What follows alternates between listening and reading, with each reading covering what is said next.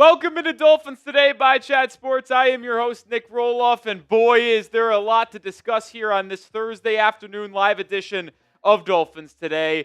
For whatever reason, it feels like the NFL trade deadline is this week because the rumors in the NFL trade mill are absolutely flying, and the Miami Dolphins feel at the center of it all. Teams are calling on Jaylen Waddle. They're calling on De'Von Achane. They're calling on Jalen Phillips, Bradley Chubb, and it just feels like every player on this Dolphins roster has been called on to potentially be moved before the trade deadline on November 4th. Specifically, Jaylen Waddle has been the person that has really heated up. We're going to cover all of the news, all of the rumors on today's live show. We also got some injury news prior to Week 7 against the Browns. We have a Q&A at the end of today's show as well. It is a loaded Thursday edition of Dolphins Today, and I am very appreciative of everybody spending some time on their Thursday afternoon to hang out with me and Jeffrey Cooperstein, who is welcomed into the show right now. Shout out to Coop,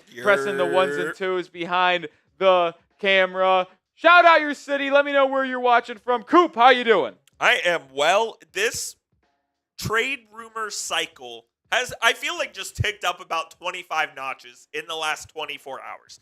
We've gotten rumors on Jaylen Waddle. We've gotten rumors on De'Von Achane. We've gotten rumors on Bradley Chubb and Jalen Phillips and basically every other Dolphins player that you would think is available. And there's honestly a lot to talk about on today's show, so I'm excited. Yeah, I mean, we got Instagram rumors here with Jaylen Waddle allegedly IG gate taking out Miami from his bio. Now, I am unclear if he had Miami in his bio. Oh, I didn't even see that. People are saying that he took it out of his bio. I don't know if that's true or not because I didn't know if he had Miami in his bio beforehand. But he did post on Instagram an hour ago of a bunch of pictures before games, ... So I don't know what to make of that. Is this a typical wide receiver or is this something actually with substance? Who knows? Like, I don't know. I wish I could tell you. Like, I like to try to let you guys know and update you on the latest, but how am I supposed to know what's real and what's not when people are posting on Instagram? Yeah, it's unbelievable. Man. But we got Flatliner. What's up, Frank? We got Core Power Elite in Valparaiso. Yeah, how about that? We got Arkansas for Aubrey, Bahamas for Emmanuel, Tim in Foxborough. Germany for Simon, Big Taz in Lake Worth, Florida. We got Rochester, New York from Tim. What's up? We got Meriden, Connecticut, San Jose, California, Sunrise, Fort Wayne, Indiana, Miami, Florida, Irvine, California, Lima, Ohio, Lehigh Acres, Florida, Flowery Branch, Georgia. Home of the Atlanta Falcons. That's true, yeah. A lot of real ones, a lot of people in the building today. Appreciate all of y'all. Would y'all consider trading away Jaylen Waddle? I mean, that's the main person in trade rumors right now. I mean, it is kind of nuts right now that we've seen so much. But listen, I could understand it.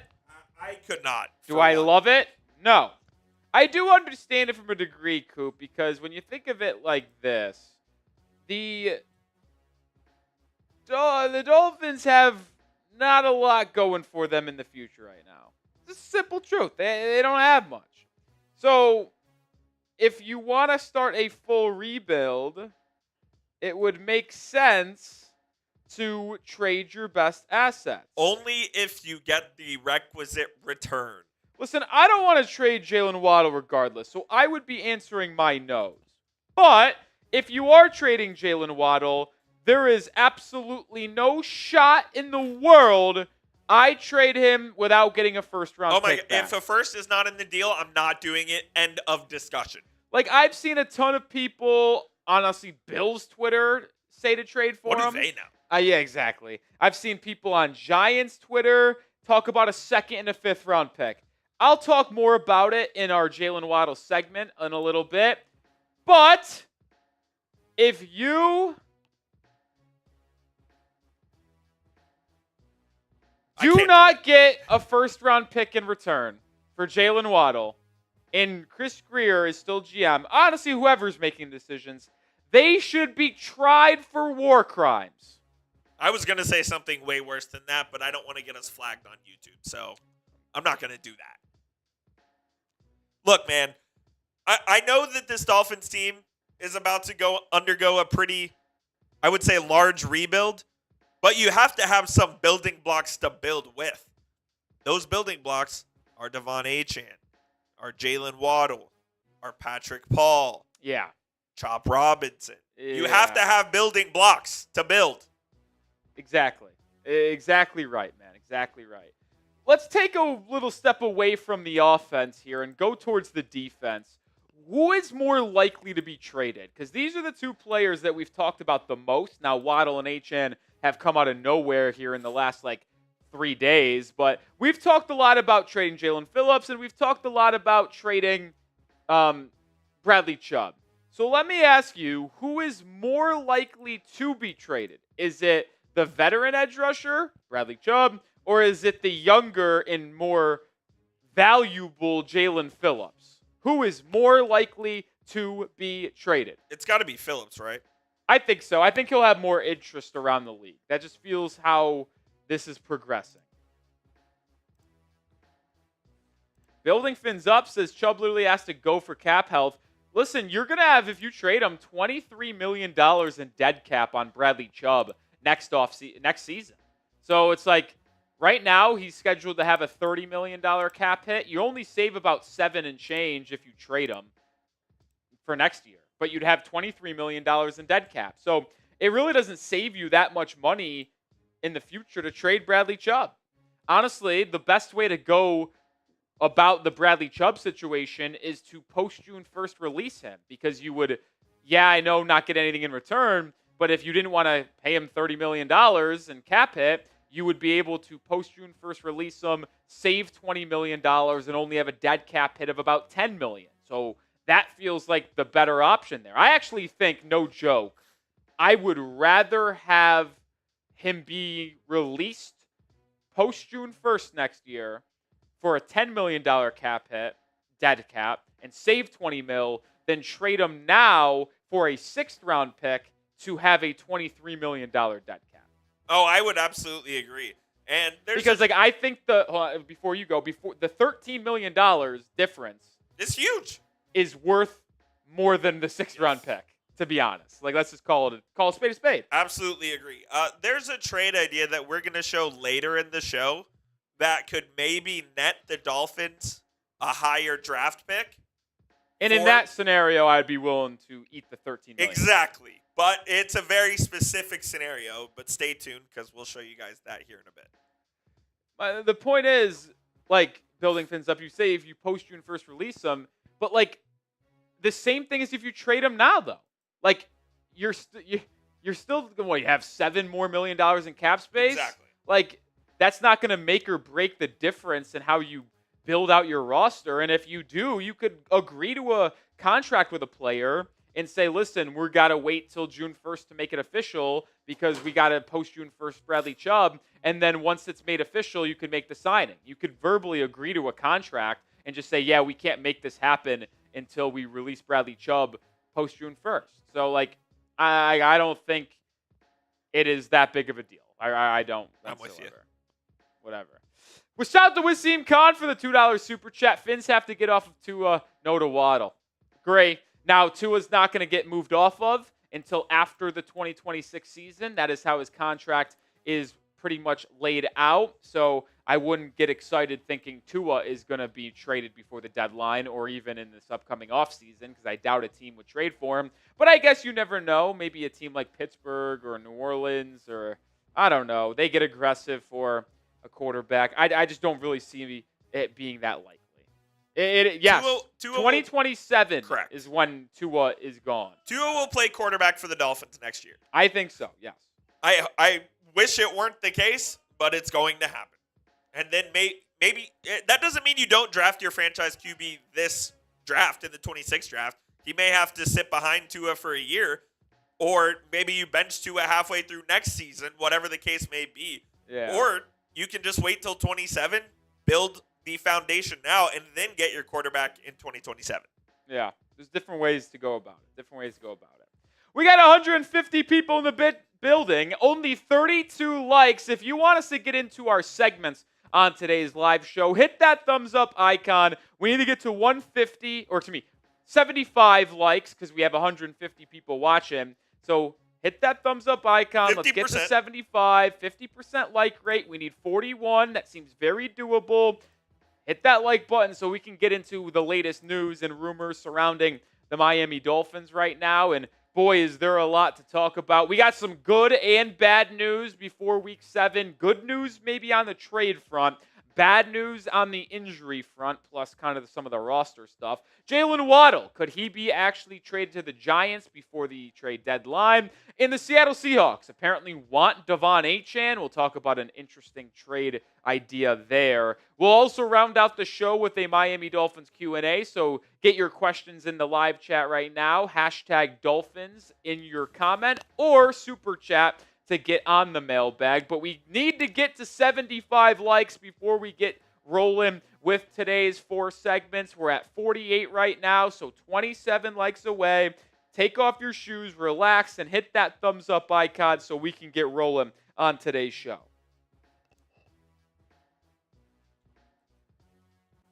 Hit that thumbs up icon. Let's get to 75, and then once we do, we get moving with a loaded live show. I gotta be honest, this might be the most loaded live show we've had in a long time. The trade rumors have been unbelievable. I was telling Coop that it really does feel like the trade deadline's tomorrow with the amount of stuff that we're getting out there in the public eye right now, man. It's kind of what it feels like. 61 likes, need 14. Hit that thumbs up icon. The bosses need us to get to 75. Hit that like button. I don't have to turn 2 off on this one. Correct. Making sure. It is only when there's not something. Nothing in GFX2. Currently, and you're going to something after in GFX2. Correct. You can go from 1 and 3 to 1 and 3. You can go from 1, 2, and 3 to 1, 2, and 3. Correct. You just can't go from 1 and 3 to 1, 2, and 3. Yeah. But we can go from 2 and 3 to 2 and 3. Yeah, well, one's always on, but yeah. Correct. 3 more likes. Hit that like button. Come on. I like Sergio Barrera's comment. Of course you do. Coop, I'm sick and tired of your Quinn Ewers shit. I'm telling you, he might be the best QB on the roster. Stop. I can't might do be. it. Coop is driving me nuts. All right. We got 75 likes. Let's get into the first segment on today's Dolphins live show. Coop, when you're ready, let's get it rolling.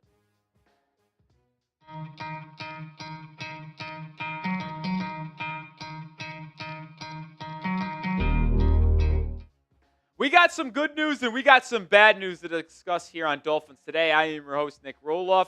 Good news comes on the trade front. Trade deadline less than a month away. There was an interesting report that may actually be huge for the Miami Dolphins in a positive way. But you look at the Dolphins injury news before week 7, and it's not that good whatsoever, specifically on kicker Jason Sanders. We'll also take a look at some roster decisions they potentially are going to make. But we'll start with the trade news and rumors, because Mike Kay, who covers the Carolina Panthers, reported that he was texting with an NFC executive this week about the pass rusher market, because the Panthers are apparently in the market for an edge. And the NFC executive said that there may be a supply and demand issues at the trade deadline because a lot of teams are trying to add pass rushers and not trade them away. While there is a team in Miami that has edge rushers to potentially trade away, that this will benefit, and we'll explain more here in a second. But subscribe to the channel right now. We're on the road to 77K subscribers. We need 36 to get to 76,500. Daily Dolphins content, and if the Dolphins do make any trades, we will have you covered. So join the family today. But why is this report potentially big? Well, if there aren't many teams trading away edge rushers at the deadline, Miami, who is projected to have 2 veterans that they look to trade before November's 4th deadline, their trade value will go up. Will it go up so much where it's like crazy return for Miami? No, I don't want people to get aggressive thinking that, but it could very well be a round bump up. Like if a player was going to get traded for a fifth, and then now there's just more of a demand for him. Maybe it's a fourth-round pick. The two players that I'm referring to are obviously Jaelan Phillips and Bradley Chubb, a veteran in Chubb who is not long for Miami, restructured contract this offseason. He was almost going to get cut. And Jaelan Phillips, who is on the final year of his rookie contract, does not have a deal in place beyond this year, playing on his fifth-year rookie option. And if Miami has no plans to extend him or pay him big bucks in the offseason, then they should absolutely look to trade him since they are sellers at the deadline so they don't lose him for nothing. And I do think Jaelan Phillips is the player that will garner more interest and also provide Miami with a better asset in return.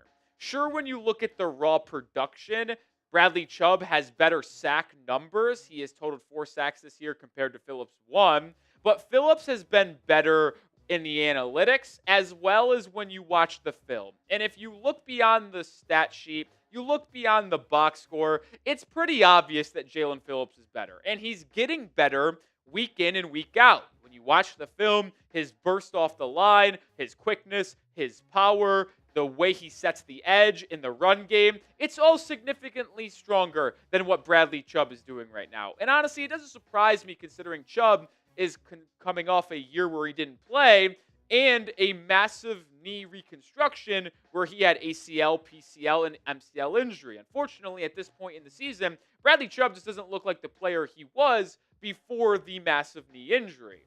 So I think Jaelan Phillips, coming into this week, his trade value is probably around a fourth-round pick, whether it's a standard fourth-round pick or a conditional fourth-round pick. Bradley Chubb, because of his age, contract, and decline in play, potentially worth a sixth-round selection. But as I mentioned a little bit earlier in the show, these trade projections could change drastically.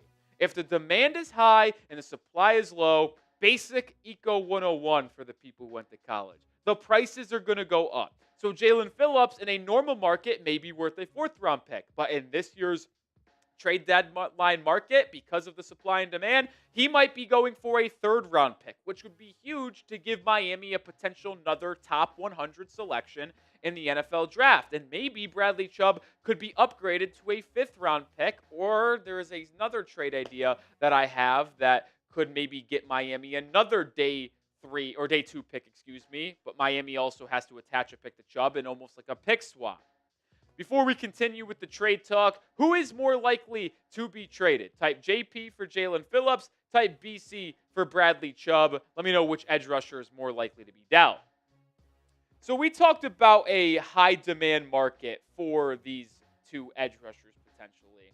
I think these are the 8 teams that you will have to keep an eye on as a potential trade partner with Miami. Philadelphia is always looking to add some edge rushers. San Francisco, with Nick Bosa's injury, is seriously going to be looking to replace Bosa for the rest of the year. Detroit, after having all of the defensive line injuries a year ago, will probably look to add insurance. And then the teams on the right, surprising teams this season who may look to go all in, specifically Tampa and Indianapolis, by adding more defensive players. And Carolina, sitting at 3-3, maybe believes they have a shot to sneak into the wild card if they add some players of their defense and maybe trade up for a player who they saw get a sack against them firsthand in Jaelan Phillips.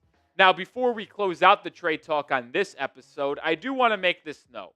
It is extremely frustrating to me personally that regardless of what Miami does or doesn't do in the trade market, whether they do trade away some key players, whether they don't trade away some key players, the fact that Chris Grier is still the one to be making these decisions is infuriating. It is, because this is a guy who should not be employed, has been the GM since 2016. Dolphins have no playoff wins in that time frame, only made it 3 times, and we have consistently seen bad decisions after bad decisions by Chris Grier. Why should we continue to allow him to make these decisions when we know that there is a higher likelihood of them turning out negatively for Miami than positively? I don't care if it's some random interim GM. I would rather take the gamble with someone like that than the known commodity that we have right now in Chris Grier. Let's segue over to some injury news right now because, well, we couldn't have all positive stuff here on today's show. This injury news has to do with kicker Jason Sanders because special teams coach Craig Aukerman said today that he doesn't know if Jason Sanders is close to returning or if he will even return at all and kick for the Miami Dolphins this season, which is kind of hard to fathom. And it just creates more frustration for fans and me personally. Like, it's incredibly annoying. It is. Like, and it's not because the Dolphins have had a kicker issue this season. No, Riley Patterson has been awesome. He's missed one field goal. He's missed one kick in general, and it was the 57-yard field goal try from a week ago against the Los Angeles Chargers. He's been awesome and consistent. But we, as a fan base, have been consistently misdiagnosed and given inaccurate timetables when it comes to players returning from injuries, whether it is the coaching staff or media members. We hear they could get Sanders back in 4 to 5 weeks. Well, it's been about 7 or 8 weeks now. And I blame ESPN for that. I don't really blame the Dolphins because they never said that he would be returning closer to that first deadline window, which is around week 5. But you look at Austin Jackson. You look at James Daniels, 2 offensive linemen that are still out with injury. They were placed on IR after week 1. So had to miss weeks 2, 3, 4, and 5. Eligible to come back in week 6. Doesn't. And now McDaniel says that, they're not going to be activated for week 7. And we don't know. They're probably a couple weeks away. So it's like, you told us that they had a chance to return closer to that 4-week window in week 6. They don't. They're not ready for week 7. And they might be out longer. It's just more and more time again where it's witnessing the Dolphins not give us accurate timetables for players to return. And it's just super annoying. And if you can't tell, it doesn't make me very happy. Well, you can be happy making the right decisions on Prize Picks. You and I make decisions every day. The right ones can get you paid. So simple, just pick more or less on at least 2 player stats. And if you get your picks right, you could cash in. How you play is up to you. You want flexibility? Choose the Flex Play, where you can get paid even if one of your picks misses. And if you want the biggest payouts, go for the Power Play. No matter your play, Prize Picks is a great way to put your takes to the test. They also offer injury reboots. If one of your players leaves the game in the first half and doesn't return, Prize Picks won't count it as a loss. I'm going to Browns-Dolphins Week 7 action here. It's supposed to be super windy and rainy, which means a lot of runs. Not a lot of explosive big plays in the passing game. So go less than on Gabriel and Tua, longest completion, more than on Achane rushing attempts, and more than on Quinshon Judkins rushing yards. Join me, download the PrizePicks app today and use code CLNS to get $50 in lineups after you play your first $5 lineup. That's code CLNS to get $50 in lineups after you play your first $5 lineup. PrizePicks, it's good to be right. All right, let's move over to some roster news now. Jordan Colbert, the Dolphins signed him off of their practice squad to the 53-man a week ago in terms of having some depth at safety. Well, the former Rhode Island Ram is actually no longer a safety, is converting to being a linebacker. That's what linebacker coach Joe Barry said today. So this is the new updated depth chart at linebacker with Tyrell Dodson returning this week with injury. Brooks and Dodson project to be your starter. KJ Britt is the backup to Dodson. Willie Gay Jr. is the backup to Brooks. And now you have Jordan Colbert as that linebacker 5. Now, would he be able to play safety if needed to? Absolutely. But it is fascinating to see them transition Colbert from his position he played in college in the first year of his career to linebacker. He said, Barry that is, that Colbert has great athleticism. Has always been on the bigger side of safeties. We felt with his skill set and physicality that if he has any future in the National Football League, it was going to be at linebacker. So hopefully it works out on Jordan Colbert moving to linebacker. I wanted to update the Fins fans that that is the position he will play moving forward. But it's another linebacker that won't play for Miami. We've talked about all season how Willie Gay Jr. deserves more playing time for Miami. And right when you thought he was going to get it with Tyrell Dodson missing a game, it was actually the first time all season since week 1 that Willie Gay Jr. did not play a snap on the field. So I don't think we'll ever see Willie Gay Jr. unless every linebacker gets hurt, but man, another linebacker that won't play. Hopefully it works out for Jordan Colbert, though. Let's move over to the secondary because there may be an open competition right now at CB2. Anthony Weaver, talking about the secondary, said that the cornerback 2 spot opposite of Rasul Douglas has been and will continue to be an open competition. Rasul Douglas obviously didn't start in week 1, was still learning the defensive scheme. Storm Duck gets hurt. Douglas comes in, has been the best defensive back for Miami, has been a top 10 graded corner in the NFL according to Pro Football Focus, and is the certified CB1 for the rest of the season, at least right now. And you did see a little bit of a shift this past week in that game against the Chargers. Rasul Douglas played every single snap defensively, 64. But Jack Jones had a decrease in snaps, 46, and we saw Ethan Bonner get a little bit more, 16. We also saw Juju Brents play for the Miami Dolphins for the first time, only 3 snaps, but it was the first time that he was on the field for Miami in a regular season game or preseason for that matter. So we're going to see a lot of different corners get an opportunity outside of Rasul Douglas and on the boundary. And with Storm Duck likely being able to be active this week as he's finally healthy coming back from that ankle injury he suffered in week 1, Anthony Weaver did not say that his spot was going to be handed back to him. Remember, Duck was the starting CB1 to start the year, gets hurt, and Anthony Weaver says Duck will certainly need to earn his spot throughout practice and potentially during game days to be back in that starting role for the Dolphins defense. So we'll certainly see who ultimately is that CB2 opposite of Rasul Douglas this week and beyond. But who should it be? Let me know your thoughts based off what we've seen this season. Should Jack Jones remain the starter? Type JJ. Should it be Duck returning at SD? Or should it be a new guy like Juju Brents or Ethan Bonner? Get your votes down in the comments. Before we round out today's show, I'm open for anything. I don't think it's a secret how bad this Dolphins defense is. We talked about how bad the secondary was coming into the year and how that was my main concern. Ironically enough, the secondary, you could argue, has been the strongest point of the defense, which is saying how bad it is, by the way, because it's not like the defensive secondary has been any good. It's just how bad the run defense and front 7 has been. But, yeah, listen, as we continue to talk about the defense, making changes won't really change anything unless it gets better, right? It's hard to get worse than what it is right now as a defense because they're the worst defense in football. So you make these changes, and if it gets better, well, you may have found a winning recipe. So shuffle it up for all I care. All right, I'll do it for today's show. We'll continue to have you covered between now and Sunday's Week 7 game between Miami and Cleveland in Cleveland. So subscribe to the channel and join the fam today. Woo! One segment down. I thought you were going to use our favorite word during the segment about the injuries lasting longer than originally advertised. Nah. I mean, that is incompetence, though. Maybe. Shout out Jonathan Soto coming in with a couple of $5 super chats. Appreciate you, Soto. Shout out Soto. What's up, Nick and Coop? Do people not pay attention to these videos? Can't trade Tua even if we wanted to. These fans never pay attention to contracts. Listen. We try to inform the people.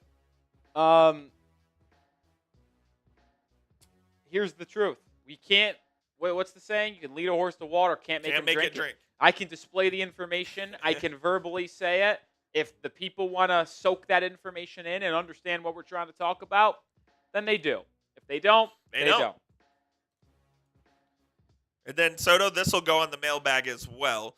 Do you think Grier could commit career suicide by screwing the Dolphins over by trading players for nothing, knowing he is out of Miami? It's a valid question, to be honest. I don't think he would want to commit career suicide because I still think he wants to work in the NFL. So I think he'll at least do right by the Dolphins at the trade deadline, and then we'll go from there. See what happens. I don't think he's the long-term GM. I don't think anybody thinks he's the long-term GM of the Miami Dolphins at this point. Yeah. I love being a D-bag in my Instagram DMs. Someone just DM'd the Dolphins Today Instagram page. I'll read it out loud because I love doing this. It's hysterical to me. This guy, I'll say his name, Jaden Enriquez, or Jared Enriquez, Says, you honestly don't know anything about football, and most of your videos are just stupid. If you're trying to sound educated in football, at least watch the film and not just say stupid shit. So I just respond, thanks for watching. Glad I have a fan in you. Did you block him or no? No, I don't Okay, care. good. I hope he responds. I'll just talk more shit to him. You love talking shit. Yeah, too. I mean, listen. That's your favorite pastime. I'm the talking shit king. Like, I don't care. That's your favorite pastime. Like, I'm honestly like the worst person ever when it comes to like sports and all that. You could say anything you want to me. I'll just fucking say it right back. We were MFing each other yesterday. Yeah, Coop was saying the dumbest shit ever, dude. And whenever I play basketball, that's when it's the worst. Oh, it's hilarious. I've seen you in action. I'll yap it up, man. I'll yap it up. All right, another $5 super chat. Do you think Greer could commit suicide career suicide, that is, by screwing the Dolphins over by trading?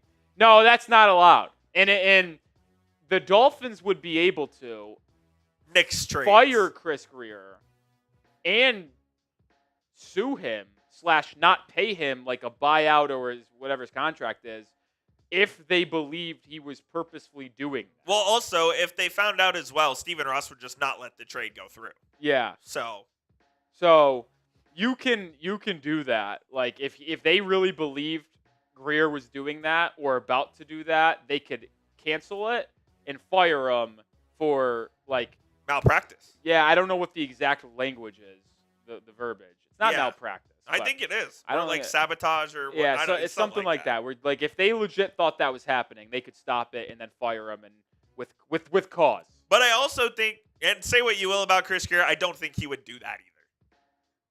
So. Oh, we got another person following me and sending a message. They're talking shit too? I don't know. Oh no, Jacob Coop says, "Yo, love your channel." Oh, appreciate that. Thank you, Jacob Coop. I assume that's got to be a watcher. It's funny though. Right when I said the story about that guy DMing, Jacob Coop followed me and then DM. So Dolphins Today IG, go give us a follow. Dolphins Today IG, post more short form content over there, Instagram photos as well. A lot of stuff. Yeah, good name, Barry.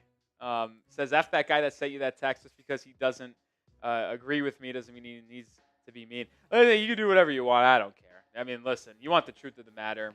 I like talking football with all you guys. It's a lot of fun. I like making content for you guys. It's why I do it. Like if it wasn't, this is a job, but if you guys weren't so interactive and supportive for the most part, it'd be boring.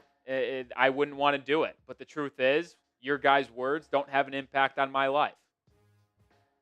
I mean, that's the truth. You guys want to say mean stuff? I'm going to go home, hang out with my friends, my family, and nothing's going to change in my life. I don't take it outside of work. If you want to say nice stuff, we will greatly appreciate it. We'll appreciate it. We'll thank you. And to be honest, doesn't really change my life either. Listen, I treat this like a sport almost. Like when I leave the office and I'm not on camera, compartmentalize. It's like I'm leaving in between the lines. Yeah, I'll interact. I'll hang out with you guys and enjoy having a conversation back and forth. But once I walk out this building, I'm just doing other stuff, man. You're watching Stranger Things. I'm watching sports, yeah, but like no Stranger Things. I said I like watching Stranger Things. Yeah. I like watching Stranger Things. All right. AKA leave Rolly alone. That's my quarterback. What? You said that? No, I'm saying that. Oh. That's funny, man. Couple new followers from the live show. Appreciate this. How about that? Yeah. I got to be honest. My mentions are blowing up. I've been doing a lot of tweeting and a lot of different responses. Oh, boy. The Twitter is a nightmare right now. Hey, we appreciate all y'all that watch the channel, though. Oh, yeah, of course. I just like when y'all are like in the comments seeing mean things, like it doesn't bother me whatsoever. It's funny. All right, you ready to get into segment number 2? Let's do it. This one's not going to be fun, man. No, it is not. Not going to be fun. We are going to be talking about... Do you have the wipes? Yes, I do. We're going to be talking about Waddle trade rumors, potentially, to the New York Football Giants. All right, let's get into the next segment on today's live show. Appreciate you, Johnson Soto, for the couple of super chats. If you guys want your thoughts on screen or want to get in the mailbag or ask any other question, we will put it on screen with a super chat. It does not make me happy to make this video, but could Jaylen Waddle potentially be on the move before the November 4th NFL trade deadline? Well, there is a Giants reporter out there that said New York is big game hunting before the trade deadline at the wide receiver position, and there have been multiple fans speculating and writing fan fiction that this could be about a Jaylen Waddle trade. And honestly, if we're going to be straight up, it disgusts me. There are a lot of players on the Dolphins that don't deserve to be here long term. Jaylen Waddle is not one of them. He is one of your building blocks. And I could understand if you get offered an unbelievable good package to move off of Jaylen Waddle to start up a rebuild. I do understand that line of thinking. But when you factor in all of the positives around Waddle, age, contract, production, it does not make sense whatsoever to trade him. But we are going to get into all of the reports and rumors around the Giants and Jaylen Waddle. But make sure you're subscribed and have your notifications turned on because we drop 2 videos every single day and we go live 3 times a week. So click that notification bell icon. And how about this? 59.1% of our viewers are not subscribed. Change that. Join the channel and make sure those notifications are turned on. All right, this is the report. It comes in from SNY Connor Hughes. He said just the other day on Wednesday that multiple sources familiar with the discussions told SNY that the New York Giants have been aggressive in its pursuit of adding a pass catcher for rookie quarterback Jackson Dart. It takes 2 sides to make a deal, and it remains to be seen how much the Giants are willing to give up, but sources said the team is big game hunting. And the 3 wide receivers that have been speculated to be moved potentially before the trade deadline or be one of the wide receivers talked about in these reports by Giants reporters is Chris Olave from the New Orleans Saints, Jaylen Waddle from the Miami Dolphins, and Jacoby Myers by the Las Vegas Raiders. Now, this is all corroborated, if you will, by our guy Pretty Ricky, or not Pretty Ricky anymore. Ricky Scoops is the name. Used to go by Pretty Ricky, who returned from retirement on Twitter and tweeted out about how the Patriots are being aggressive at wide receiver. The Saints are listening on Chris Olave for the first time ever. The Raiders are likely to trade Jacoby Myers, and that the Dolphins may have a fire sale where they trade Jalen Phillips and Bradley Chubb, but they're also receiving calls on Jaylen Waddle and De'Von Achane. That doesn't mean they're actively negotiating on Waddle or Achane, but that report does indicate Miami is not hanging up and they are getting calls on those 2 young weapons at running back and wide receiver. Well, another reporter for the Giants, Ryan Dunleavy, when asked how likely are the Giants to trade for a wide receiver before the November 4th deadline, said higher than 50%. And it does feel like with all of the momentum in New York right now, with Jackson Dart and that young offense, even though they are 2-4 and a team that is unlikely to make the playoffs / contend in the NFC this season, they are looking to add a wide receiver to help out Dart the rest of the season, but also be a long-term piece for them when Malik Neighbors returns from his injury the following season. So before we get my thoughts and more, pin comment, be the GM. Would you consider trading away Jaylen Waddle for the right price?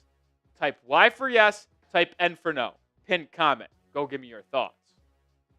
So, here's the trade offer that was offered by Marshall Green and Giants Now. I've also already seen it on Twitter by multiple different fans and other reporters, if you will. It was a 2026 second-round pick and a 2027 fifth-round pick coming to Miami for Jaylen Waddle. I don't know how I have to say this. I'll try to be nice. This is a ridiculous and insulting offer. It is. And maybe I just think really highly on Jaylen Waddle, and he's my favorite player, and I want to stick around. But for Miami to part with Jaylen Waddle, and for me to even think about it, starts at a first-round pick. Bare minimum. and then we can have a legit conversation about trading Jaylen Waddle. I think it would be borderline malpractice and a fireable offense on spot if you traded away Jaylen Waddle for anything less than a first. Why do I think he is worth at least a first-round pick? One, he's only 26 years old. He's got a lot of shelf life left in him. And yeah, he had a serious injury while at Alabama. And yeah, he's picked up some minor injuries throughout his NFL career, but none major. None major at all. So there's no really injury history there since he's entered the NFL. He's had 1,000 yards in every season he's been in the National Football League besides one. And that was last season when he had the deal with Tyler Huntley, Tim Boyle, and Skylar Thompson for a combination of 6 games. He has 3 years left of team control. He begins his 3-year contract extension next year, and it is a very fair contract. We'll show it coming up here in a second. He's also one of the most dynamic weapons in the NFL. He is, without a question, when you just look at pure speed and shiftiness, top 5, top 7 in the National Football League at wide receiver. But his route running is a part of his game that doesn't get talked about enough. When people look at Jaylen Waddle, they just think speed, deep threat ability, which is fair. He's elite at those things, but he has really improved as a route runner in the intermediate, the 8 to 15-yard range, whether it's in breakers, out routes. He has really honed in on his craft. And you combine that route running with his speed, and he becomes one of the more dangerous wide receivers that you have to game plan against and be concerned about as an opposing defense every single week. Now, the one negative on Waddle is certainly his issues dropping the football, but the positives outweigh the negatives by an absolute landslide. We're going to get some more on Waddle here in a second, but this episode is brought to you by Mando, and boy, I trust Mando to make sure I am always the best smelling person in the world. It's fall, crisp air, football, bonfires, but we're still putting in work as we always do, and if you're like me, putting in hard work means sweat. Don't let body odor sideline you. Mando deodorant plus sweat control is for real working guys. Clinical strength sweat control. One swipe and you're good to go. It controls both sweat and odor for 72 hours. And after just 12 hours, underarm sweat was reduced by 92%. This stuff works. Mando Starter Pack is perfect for new customers. It comes with a solid stick deodorant, cream tube deodorant, and 2 free products of your choice, plus free shipping. One of those favorite products I love, the deodorant wipes. I go everywhere without them, or I can't go anywhere without them, because if I need a quick freshen up, deodorant wipes are there to make sure I'm smelling just right. I play golf, basketball, work out, run errands. It's hot in Dallas, especially in the summer, even though thank goodness it's cooling down. And the deodorant wipes make sure I am never caught lacking. As a special offer for listeners, new customers get 20% off site-wide with our exclusive code CHAT. Use code CHAT at shopmando.com for 20% off site-wide plus free shipping. shopmando.com. Please support our show and tell them we sent you. Mando's got you covered with deodorant plus sweat control. Say goodbye to sweat stains and hello to long-lasting freshness. I mentioned the Jaylen Waddle contract just a second ago. Here it is. Signed a 3-year extension a couple off seasons ago. Still on his rookie contract this year. So he starts in 2026. He's got absolutely no cap hit. I mean, it's a backloaded deal, but it's still a good one, man. Like, the fact that he's under contract for a $1.2 million base and only a 3.8% cap hit of $11.6 million next season is one of the biggest bargains of a contract, I think, in the entire National Football League. I really do believe that. And even when it takes a massive bump up in 27 and 28, where he takes up 10% of the cap in each of those 2 seasons per projections of where the cap will increase, it's still at 33.8 and 37.2. Listen, T. Higgins just got paid $30 million. I think Waddle's a better overall receiver than T. Higgins, and I think that's abundantly obvious.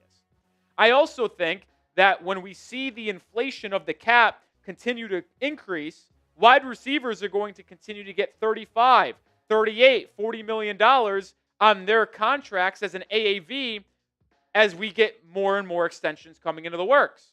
So with that extension already put in, Waddle is going to be fair market value, or borderline a bargain in 2 to 3 years. And if you feel as if it's not, you can always do a mini contract restructure to lower that cap hit. Like we mentioned it earlier, Waddle has had 1,000 yards in every year of his career besides last season.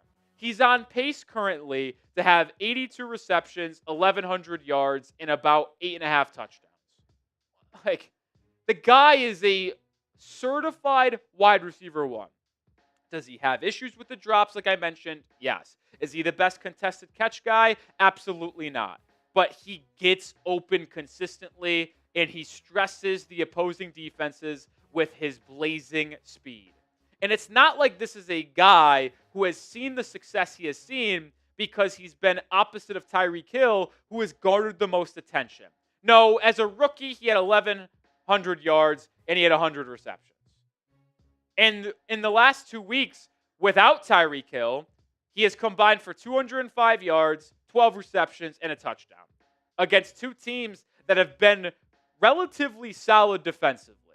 Like, and he's their only really deep receiving threat. People aren't concerned about Malik Washington. They ain't concerned about Nick Westbrook-Keeney. They're barely concerned about Darren Waller. Now, Jaylen Waddle is the only receiving threat Miami has on the outside, and they still can't stop him. You're not trading this for anything less than a first-round pick. You shouldn't trade it at all.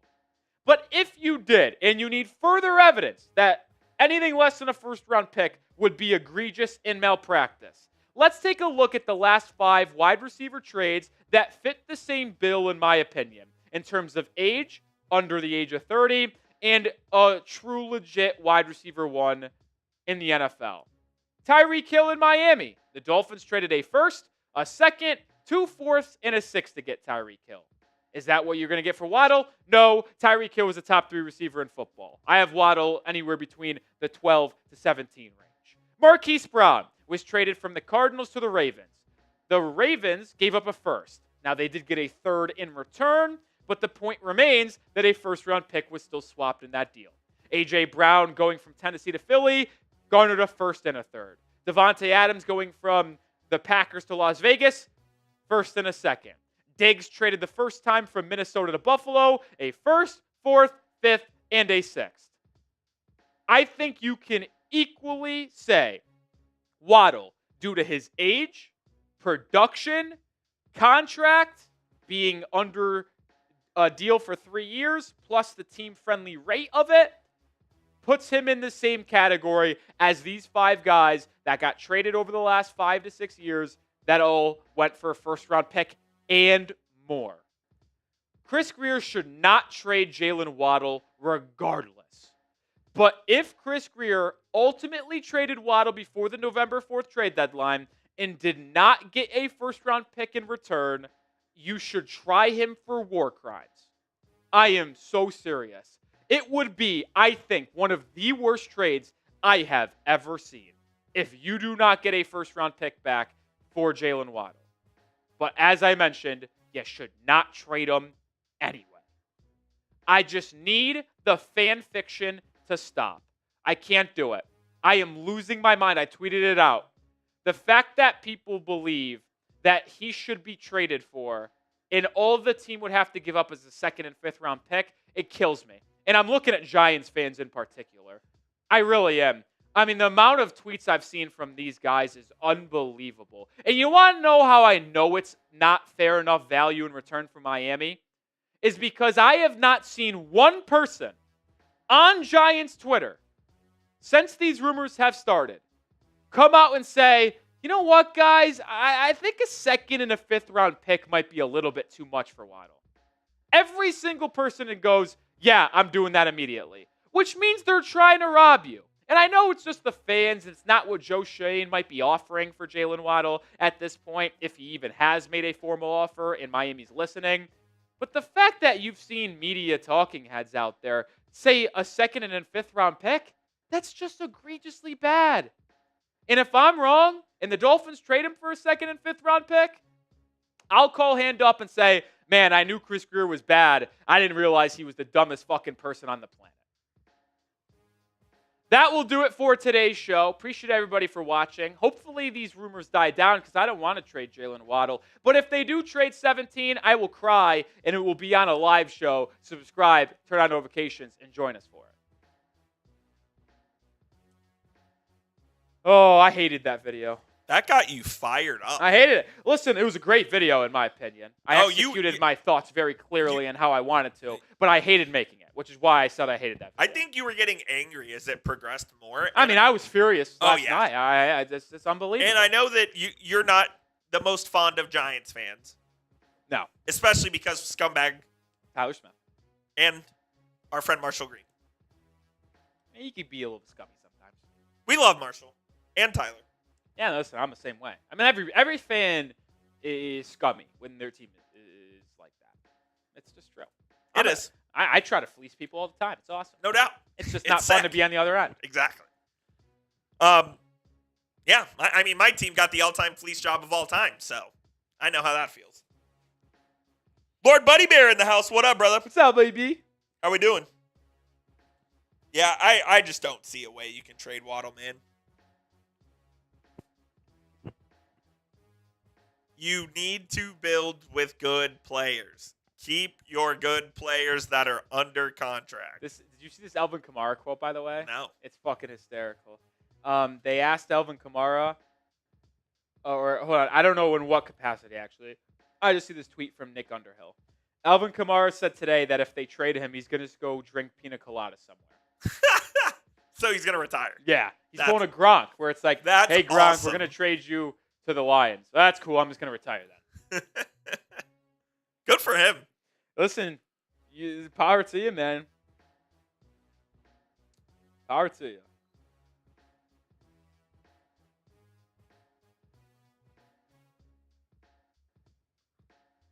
Don't forget, our mailbag is coming up after this segment.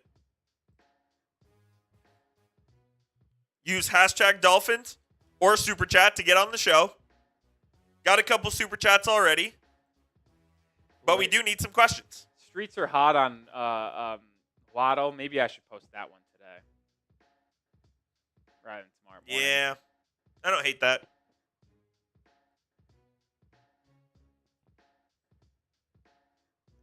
I feel like that might be the move.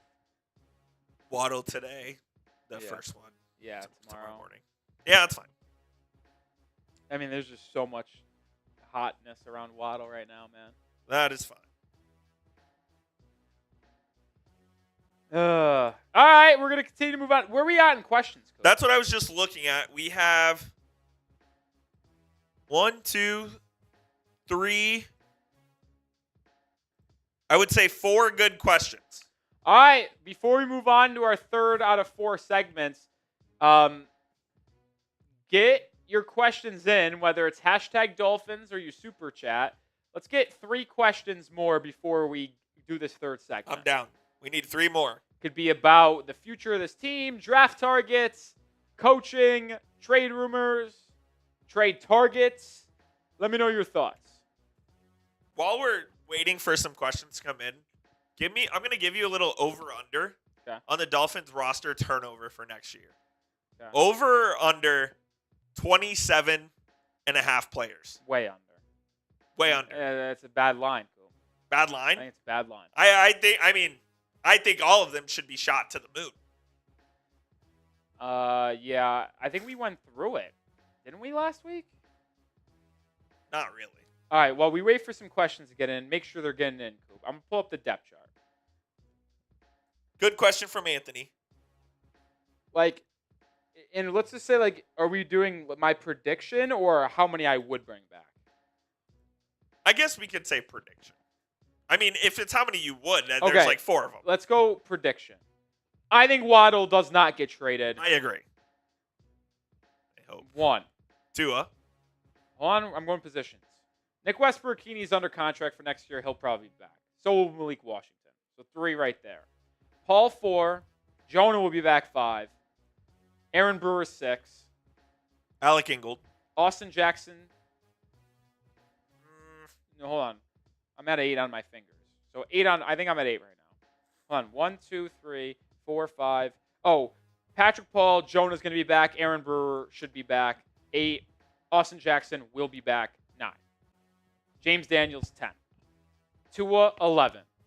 De'Von Achane, 12. Ollie Gordon. Quinn Ewers, 13. Ollie Gordon, 14. I can't guarantee Alec Ingold will be back because I don't think he's back if McDaniel's gone. Kenneth Grant, 15. Jordan Phillips, 16. Zach Sealer, 17. Chop Robinson, 18. Jordan Brooks, 19. So it was a good line. Dante Trader Jr., 20. End of list. That's my prediction. If I had to guess how many players that are currently on the 53 men are back, I have 20. So it's way over. You said 27. I said over under 27 new players. Oh, I thought you said returning. New. I'm pretty sure I heard returning. I said new. Yeah, I have 20. I think 20 players will be back. Did we get enough questions? I see a lot of hashtags. So we did. All right, cool. All right, let's move on to the next segment on today's show, which is more trade rumors. But this one is not focused just on Jaylen Waddle. It is focused on a lot of people, including De'Von Achane and Jaelan Phillips. All right, let me check my phone. Nothing there.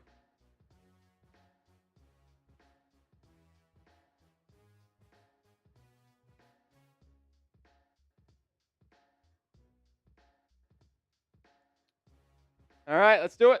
Coop, when you're ready. Hey, this wasn't the photo I chose. Oh, I forgot it's a Herald photo. Damn it. All right.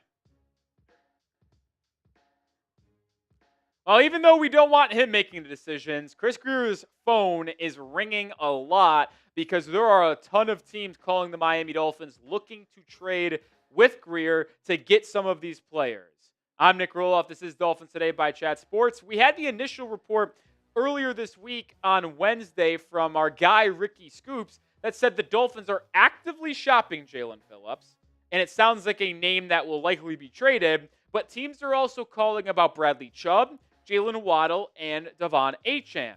So there are 5 players that are presumed trade candidates for Miami.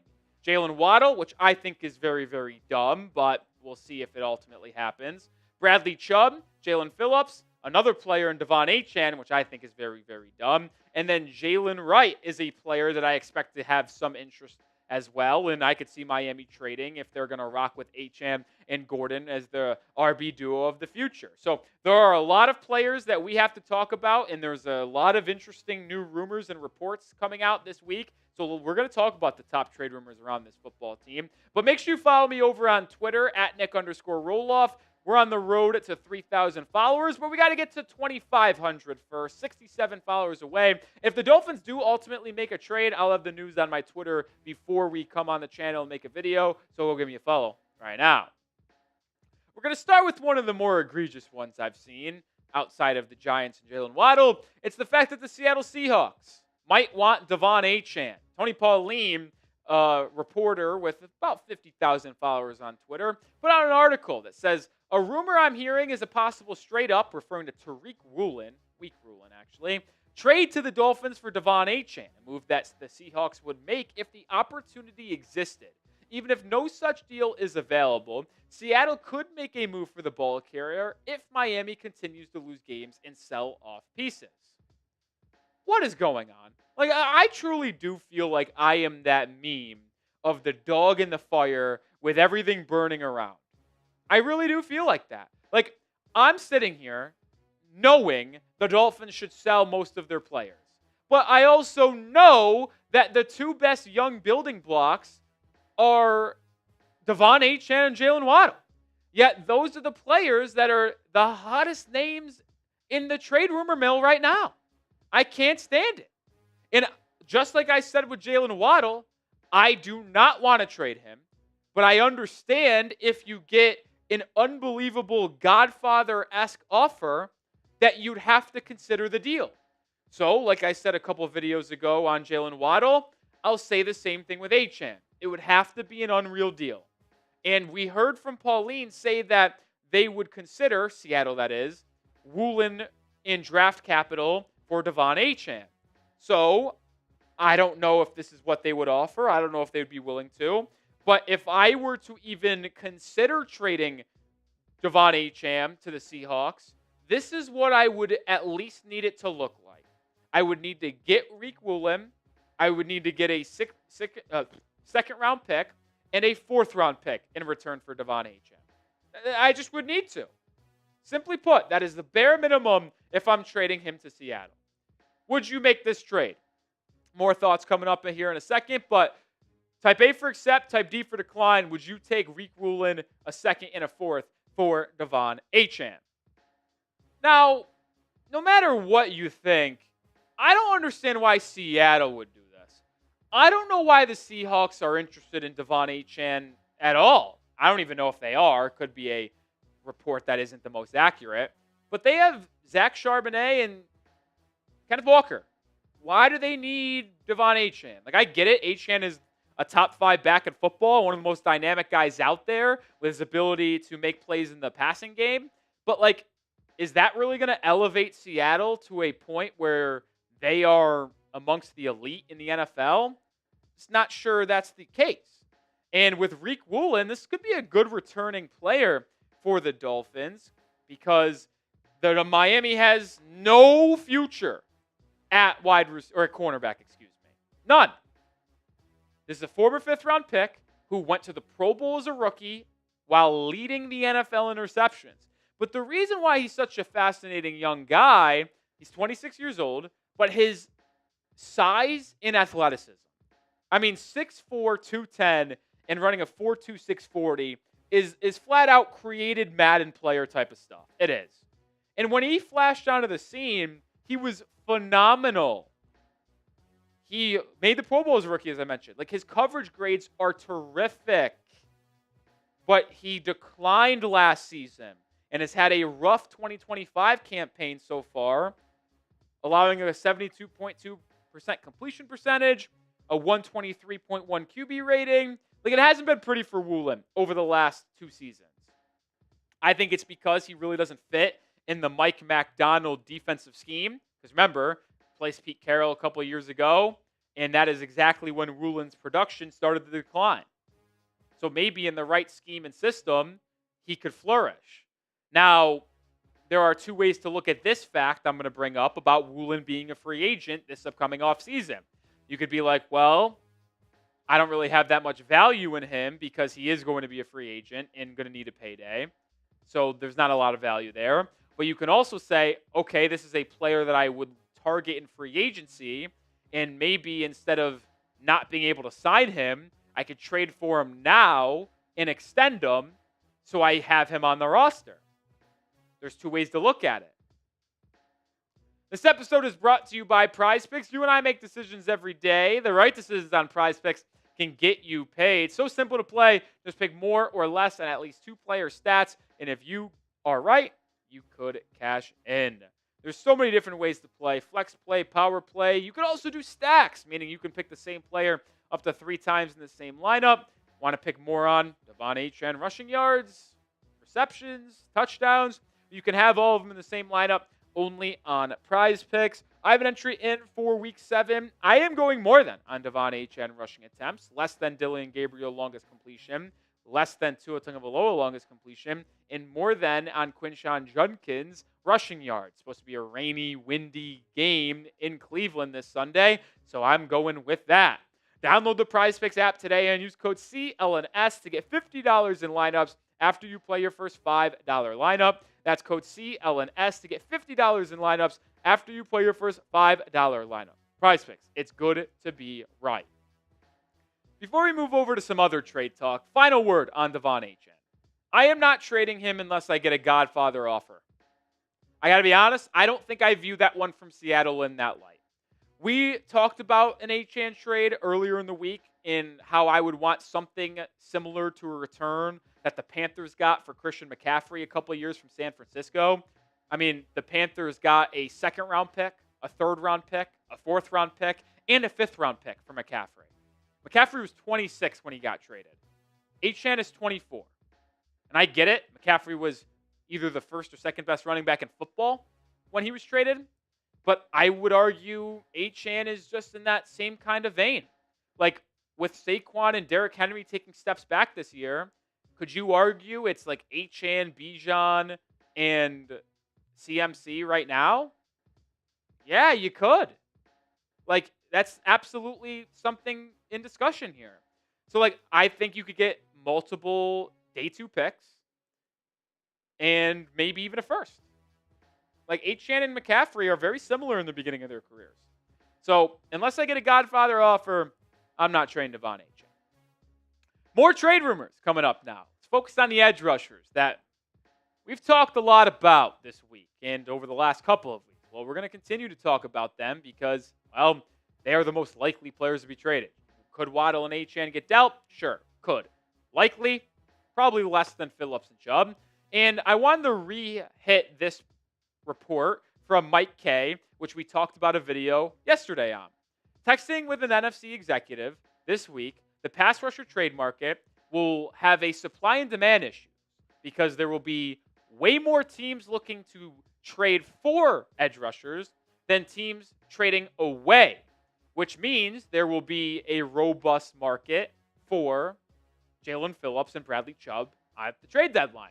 Like, if there are a lot of teams looking to add edge rushers and not a lot of teams trading for or trading away edge rushers, well, Miami can sit here with both 2 players tradable, Phillips and Chubb, and maybe say, okay, it's a bidding war. Up those offers up. Like, this is tremendous for the Dolphins. Because if Phillips' trade value was a 4th-round pick and Chubb's value was a 6th-round pick, it may now be a 3rd-round pick for Jaelan Phillips and a 4th or 5th-round pick for Bradley Chubb. So these numbers could be really good for Miami. It's really good. And we're going to talk more about some trade offers here in a second. But lock us in because we'll be live on trade deadline day and we'll be here for every piece of Dolphins news and rumors around trade deadline. So subscribe, lock us in for daily Dolphins coverage. Now, I did want to look at a trade idea thrown out there by ESPN because Bill Barnwell suggested that Jaelan Phillips could be traded to the Detroit Lions. Very fascinating idea because the Lions have Aiden Hutchinson, but they also dealt with so many injuries a year ago to their defensive line where they might want to shore it up before it gets a little bit dicey. So the trade idea that they threw out there from ESPN was Jaelan Phillips and a 7th-round pick for a 4th-round pick. So it's a pick swap where Miami nets a 4th-rounder and the 7th-rounder and Jaelan Phillips goes to Detroit. Now, I don't really like this trade whatsoever, if I'm going to be honest. Because I think in this market, you may be able to get a 3rd-round pick for Jaelan Phillips, and I don't think Miami, even if it is a standard market, should have to add a pick to get Jaelan Phillips a 4th-round pick in return. Like, I think it should be Jaelan Phillips for a 4th straight up, Jaelan Phillips for a 3rd straight up. Those are the 2 that I would do. If I did Jaelan Phillips in a 7th, I would want a 3rd-round pick back because I would want to have another top 100 selection. Now, I will say this. With Bradley Chubb, I would do a pick swap. I think adding a selection to Bradley Chubb to get a better pick in return makes a ton of sense for the Dolphins. Because Jaelan Phillips' trade value is just simply put way higher than Bradley Chubb's. And yes, Chubb has quadruple the sack production this season than Phillips. Phillips has been way better in terms of setting the edge in the run game. He has been way better on film at forcing pressure and getting after the quarterback and winning his pass rush rep, 19% pass rush win rate compared to Chubb's 11.1%. And it just simply, unfortunately, hasn't got the production that's deserved. But Phillips is also way younger than Chubb, right? Playing on a 5th-year rookie option right now. Meanwhile, Chubb's pushing almost 30 years old. So a trade idea that I had was a team in San Francisco that desperately needs to add an edge rusher with Nick Bosa sidelined for the year. I think adding a 5th-round pick to Bradley Chubb to get the 49ers' third-round pick in 2026 makes a ton of sense. And it's something I would do. Because if you could get a top 100 pick in return for Bradley Chubb, that is a win. And moving up from the 5th to the 3rd and getting rid of Chubb, that is a win. You would have $23 million in dead cap next season if you did this trade. But you would save $7 million as well heading into the offseason. So, yeah, the $23 million in dead cap is brutal, but saving $7 million entering free agency and moving up from the 5th to the 3rd is a very justifiable way to move off Bradley Chubb. And I would rather do this type of trade than trade him just for a 6th-round pick. Because in that case, is the $7 million in savings and $23 million in dead cap worth trading a guy for a pick in the 180s? Probably not, right?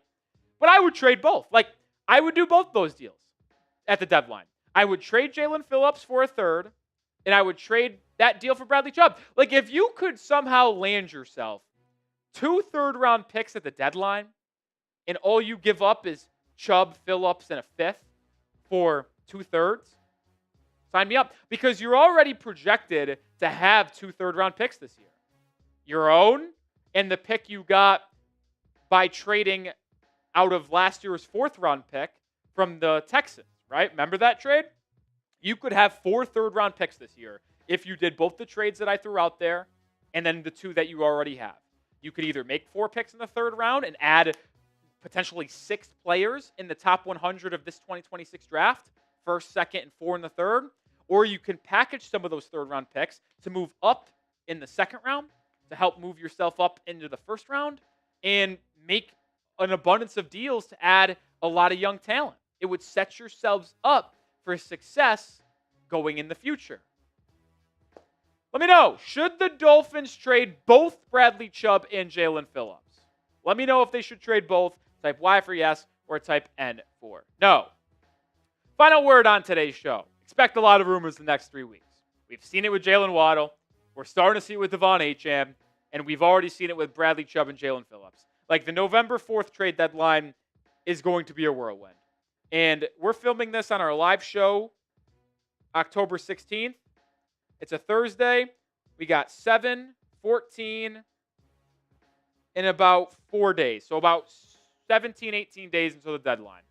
I think we might see different rumors and new rumors every day on Dolphins players. So if you're frustrated with the trade talk, I apologize, because it's what's going to dominate our content between now and then, because it's the biggest talking point with this team already out of the playoff race almost. And if you're ready for more trade rumors, well, subscribe and lock us in, because we will have you up to date with everything you need to know.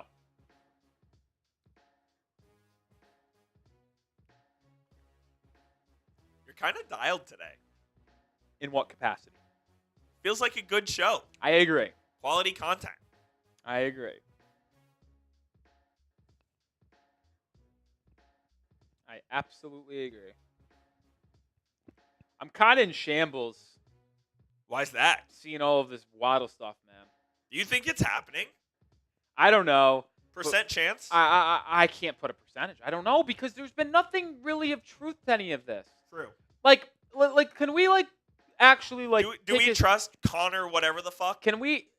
Yeah, he's actually good. But can we take a step back? There has been no actual connection.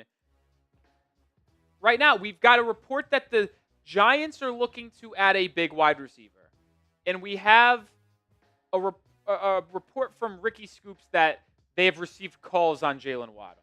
There is nothing that has been out there that Waddle wants to be traded, that the Dolphins are looking to trade Waddle.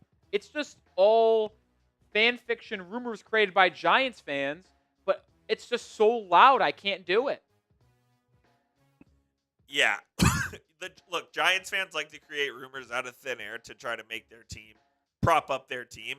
And to be fair, that's what every fan does, get propaganda so your team looks better. They can't trade Jaylen Waddle, man. Can't do it, Can't do it.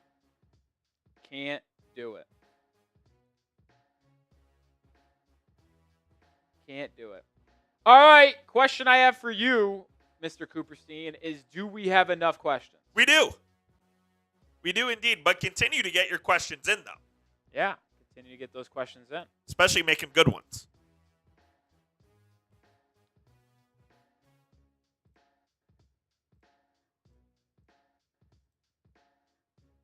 Alrighty. Just looking on Twitter, making sure I'm not missing anything. CD Lamb returned to practice today. Okay. Dolphin. No.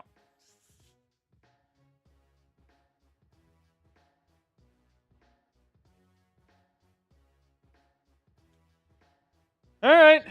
Traylon Burks signed with the Commanders. Practice squad, yeah, I saw that.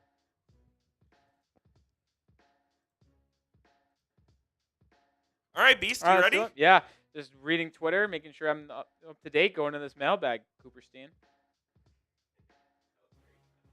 Was it? Okay.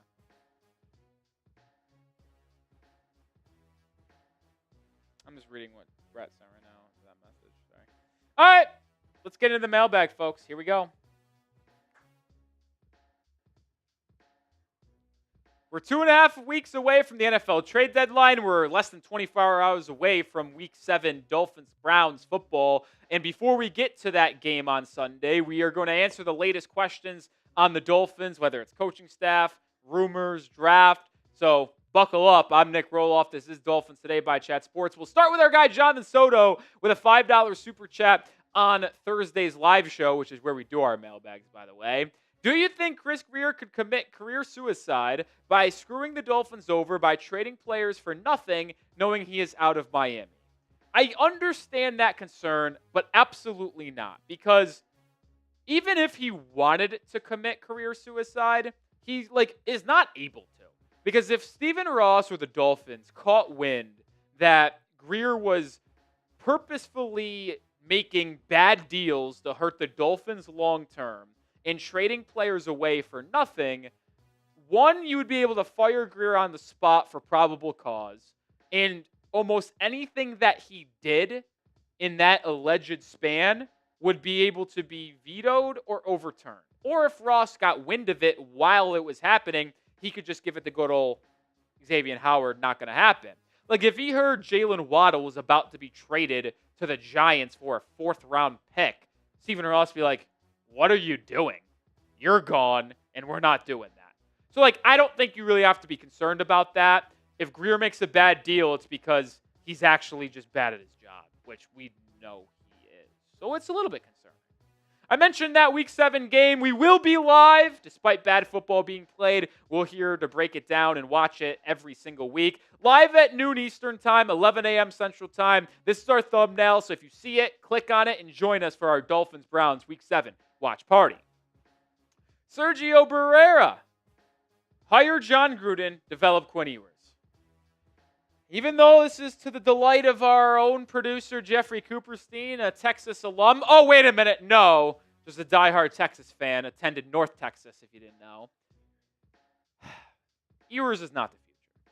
It was fun to watch him in the preseason. He's a fun young guy. But, there was nothing that was displayed in the preseason that made you think he could be that type of dude. Even when you've seen the day 3 picks come out of nowhere and be franchise guys, Dak Prescott, Brock Purdy, you see the flashes immediately in the preseason. I don't think we saw that from Quinn. We saw a lot of up and down play, a lot of inaccurate balls thrown, a lot of sloppy footwork, holding onto the football a little bit too much. The highs were high. That game against the Lions, awesome. But Week 1 and Week 3 in the preseason, they were bad. You can't seriously believe he is a guy that you can trust to be your future QB1. If you do move on from Tua, which I do believe is an inevitable factor with a new coach and GM in the next year and a half, it will likely come by that new regime drafting their own guy in the 1st, 2nd, or 3rd round in the next couple of drafts. And when it comes to John Gruden, no, I've said this a lot. I don't want anyone coming from the media. I think media talking heads are just boosted up in fans' minds. I would rather go for a guy like Jesse Minter, like Mike McCarthy. Vance Joseph is an even better option. I'm not in on John Gruden. Cameron, why did Grier and Ross give Tua such a big contract just because he had 2 good years and can't stay healthy? Well, I can give you the real answer. And it's why and I'm owning up to this, and it was a mistake by my end. So I don't claim to shoot 100% on my opinions. I'm just letting you know that. I try to shoot as high as possible, but can't go 100%. I advocated for the Dolphins to extend Tua when they did. And I thought it was a fair deal at the time. Tua came off his career year, played 17 games, led the NFL in passing, 10-win season for Miami in 2023. Entering final year of his deal in 2024. So when you extend him before that season, you are under the line of thinking where it's like, okay, Tua just had this phenomenal top 10 QB type of season, led us to the playoffs. If he does that again and he backs it up and has a second straight year of having that production in success where we make the playoffs, well, instead of paying him $52, $53 million a year was what he's getting paid, we might have to pay him $56, $57 million per year, $365 later. So that is why. They tried to project to continuing to improve, continuing to stay healthy, and save themselves a total of about $20 to $30 million in that contract. It backfired. Nothing else to say about that. It did. It's why I advocated it. I thought he was going to continue that success. Not the case. Not the case.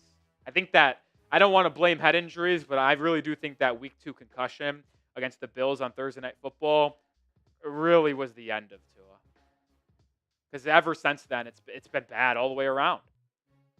Decision making, like media speaking, like ever since then it's been bad. Because remember that week 1 game against Jacksonville, he threw for over 300, 2 tutties, and they got to come from behind and win. Which player is the most likely to be traded though before the trade deadline? Let me know your thoughts. Anthony, realistically, if it's true that the Giants want Jaylen Waddle, would you be okay with getting Kayvon Thibodeau and a second-round pick? See, that's interesting. I said that a second and a fifth-round pick would be absolutely insulting. I stand by that statement. You get a second-round pick in Tibbs, who's probably worth, what do you think he's worth, Coop? A second or third in his own right? Former top 10 pick. Now, the thing with Thibodeau is he's playing on the last year of his deal, if I'm not mistaken. 5th-year option. So you'd have to pay him. Got to be honest, I'm probably still saying no to that.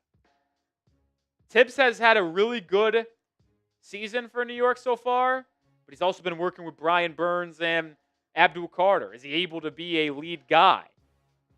He was a very meh player over the past couple of years for the Giants. I'll be honest, I say no. I don't want to pay Thibodeau, and I think he's going to ask for a lot of money. So I say no to that. Mr. Buttflakes, returning with a question. He was on last week's mailbag. Did you see that Waddle started to delete some IG photos of the Dolphins? Where are some of the places that he could go? I did see in the speculation in the report out there is that he removed Miami from his bio. Now, I'm looking at his Instagram right now. He did not remove Dolphin stuff from his bio, from his Instagram, as I'll show you on the IG right now. You see a lot of Dolphin stuff there, right? So it's not like he removed Dolphin stuff from his Instagram.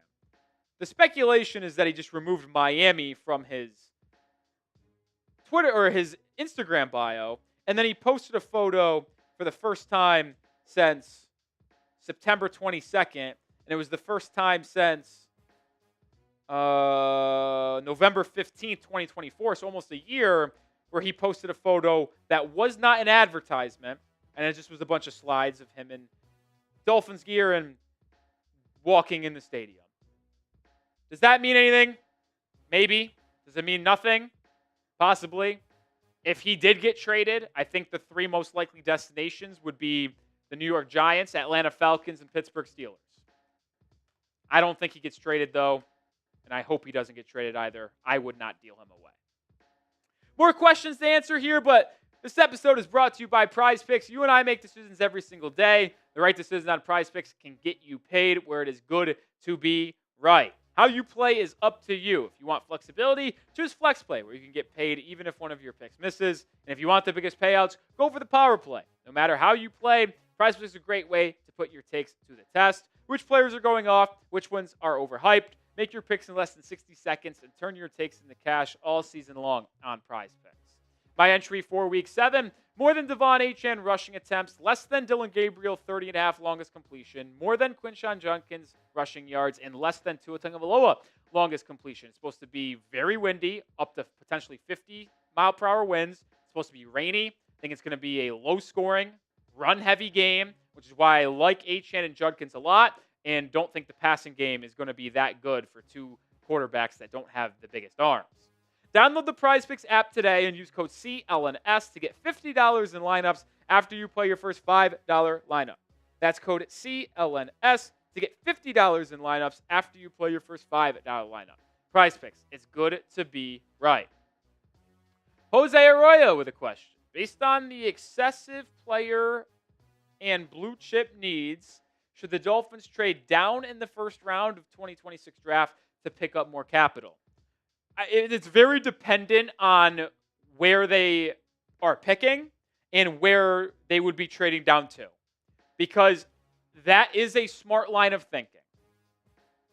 But here's the thing as well: if you're picking like 5th overall and you're getting offered the 15th pick, you better be getting like another first and like a second to move back 10 spots.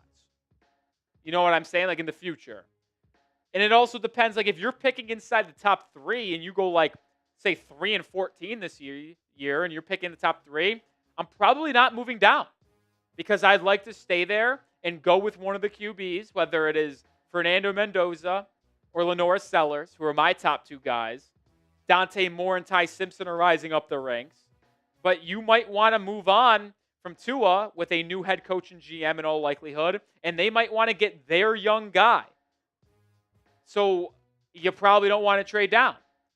But if you're picking like 7 and you can move back from 7 to 11 and pick up a future second or a second in this year's draft where you have 2 second-round picks now, okay, now we're talking.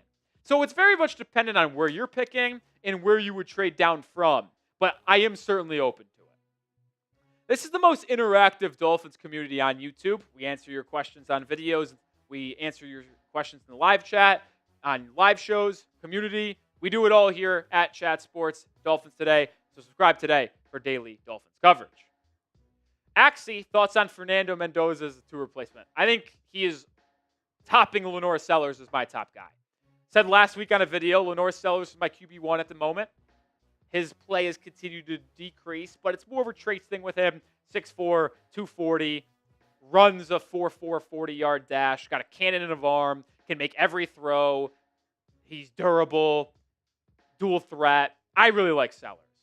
But with Mendoza continuing to look good every single week, it's hard to not like him, right?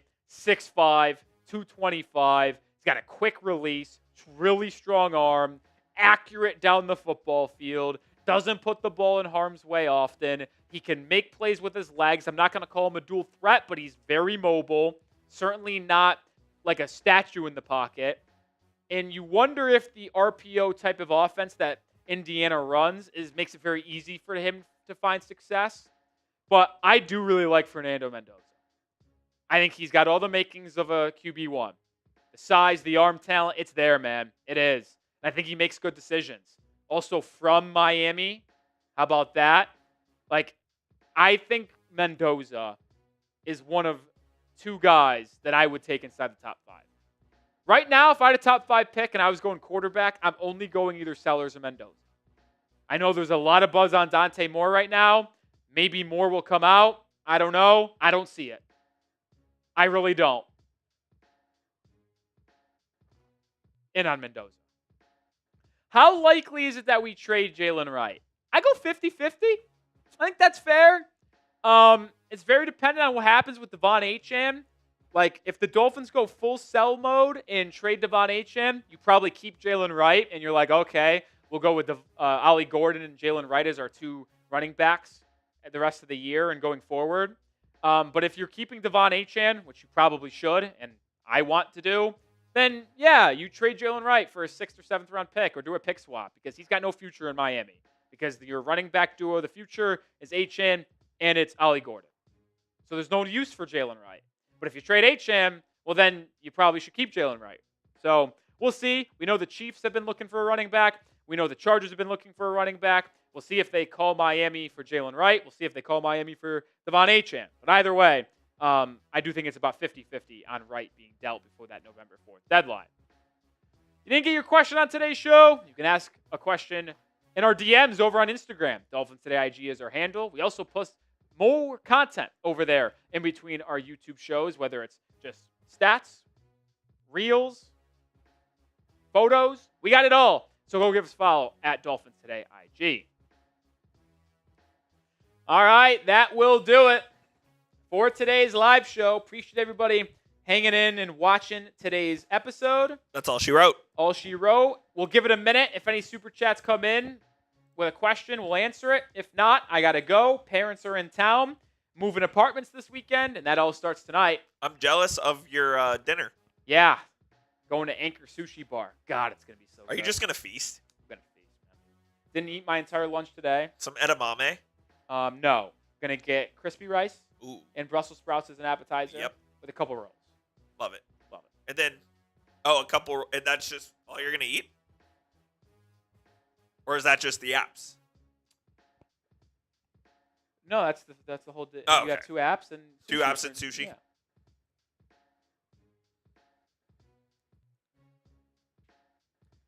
All right, I'm not even going to respond to Josh Allen. Josh Allen, I don't know who you are. You might be trolling. You're the dumbest person I've ever met. And I'm going to leave it at that.